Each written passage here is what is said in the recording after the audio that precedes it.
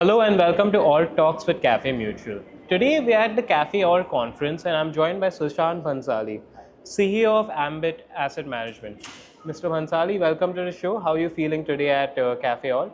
Great, awesome. I think super crowd. We pulled together a lot of portfolio managers, AI managers, and lots of distributors as well. Great effort, like every year.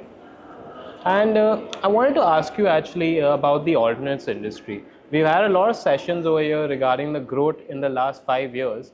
So I wanted to ask you, how do you see the alternates industry going in the next 5 years? How do you see this growth being sustained, and do you have any recommendations?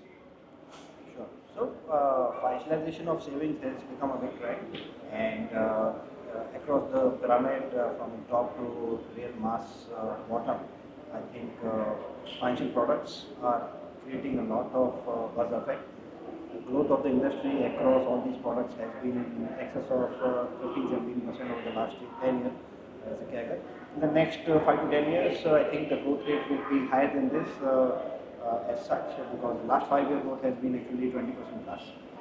So from that perspective, as the per capita GDP increases and as people's savings increase, because the expenses typically don't increase that much, so you will see a higher and higher growth, and people's focus now on financial products because of their liquidity and because of the efficiency in pricing. Trust and comfort has become quite big, and that should lead to superb growth of, I would say, 18-20% over the next years. Right. But for example, the mutual fund industry, a great contributor towards that growth was mutual fund distributors. Right now, there are about 2 lakh mutual fund distributors, and if you consider PMS and AIF, those make up a fraction of that 2 lakh. So, how do you think there can be an increase in distributors around PMS and AIF? What measures do you think should be taken? So from a AUM perspective, if you look at it, mutual funds are now at 75 lakh crores, while alternates between Cat 2 and Cat 3 apps, as well as PMS industry. If you discard the EPFO side of it, because that's institutional mandates, if you take that out, then the industry is about 10-12 lakh crores, so which is about 15%. Now, if you look at 2 lakh distributors at a point in MFDs, and you compare with about 15,000 which have now registered with FD, including that as all people who are distributing PMS are distributing AFs as well.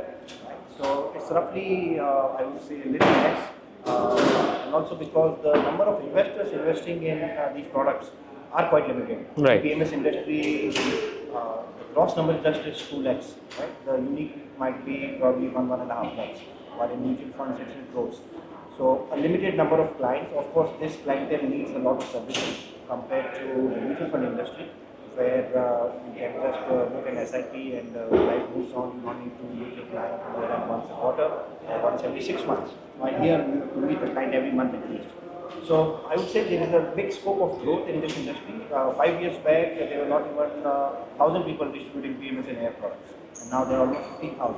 So we believe that in the next 5 years, this 15,000 number should become 25-30,000. All right. Okay. 25, 30,000. And I'd like to ask you a question regarding the SIF asset class. Now, you spoke about how the number of potential clients in the PMS industry would be 1 lakh unique investors. How do you think the SIF class will impact the PMS industry? So SIF, I think in the current form and shape in terms of product profile they have created, not too distant far from the current mutual fund side. So you don't see a big impact on the PMS industry. There might be some impact on the AIF Cat 3, Okay. which is where the long short funds are. Because in PMS the leverage is not allowed. Derivatives are there, but because of lack of leverage, not too many strategies on long short side is there. So I would say there will be a big impact on the AIF Cat 3 long short strategies. But having said that, it's not a large industry yet. There are not more than 10 strategies on that side, and across all of them, it's not more than 15-20,000 crores a year. Right? So compare that with the mutual fund industry, which is 75 lakh crore, and of which equity is about 40 lakh crore, 35-40 lakh crore. On that amount, 25,000 crores, even if that becomes the full industry moves, is not a large number. So I would say that people are very excited, but the numbers are too small right now to make any big impact on the mutual fund side. So after the initial thing, I believe the mutual fund guys will realize that probably it's not helping the cause of growth, and the focus will go back to the current projects. Okay then. Well, that's it for my major questions. I'd like to move on to a small round called the rapid fire round. Sure. So I'll just ask you a couple of quick fire questions. I'll keep them coming. So my first question is, one jargon in finance you wish could be banned?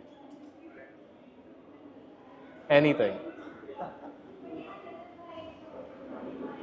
There are not too many jargons. I think the first one which I believe people take it very easy is that